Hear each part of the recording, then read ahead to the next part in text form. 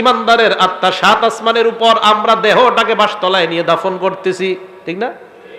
আমরা জানাজা দিলাম, জানাজা দেওয়ার পর যখন আত্মাটা আমরা নিয়ে যাই, দেহটা, এক বর্ণনায় আসছে ইমানদারের দেহ কবরে নেওয়া পর্যন্ত হাজার হাজার ফেরেশতারা কবর পর্যন্ত তাকে স্বাগত জানাইতে জানাইতে কবরের কাছে নিয়ে যায়।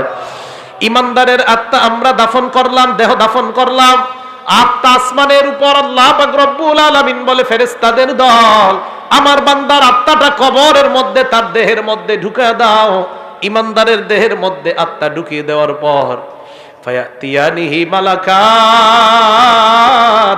দুইজন ফেরেশতা ইমানদারের কাছে উপস্থিত হয়ে যায়।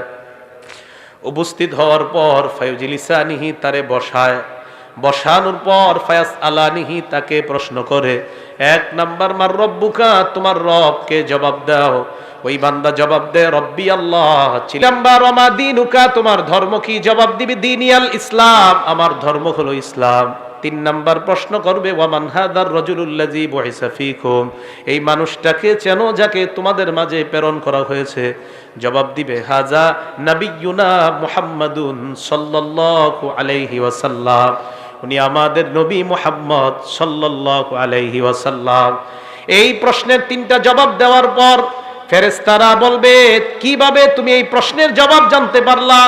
ওই ব্যক্তি জবাব দিবে, করাতু কিতাব আল্লাহ, দুনিয়ার মধ্যে আল্লাহর কালাম পড়েছিলাম, না পড়লে পারলেও উলামায়ে কেরামের কাছে গিয়েছিলাম, মাহফিলে তাফসিরে গিয়েছিলাম, উলামাদের সোহবতে থাইকা প্রশ্ন 3টার উত্তর আমরা জেনে নিয়েছি। আল্লাহ বান্দার কথোপকথনের পর্যায়ে আল্লাহ ডাক দিয়ে বলবে, এ ফেরেশতারা থাম, সুবহানাল্লাহ, থাম থাম, আন সাদাকা আবদি, আর প্রশ্ন করার দরকার নাই।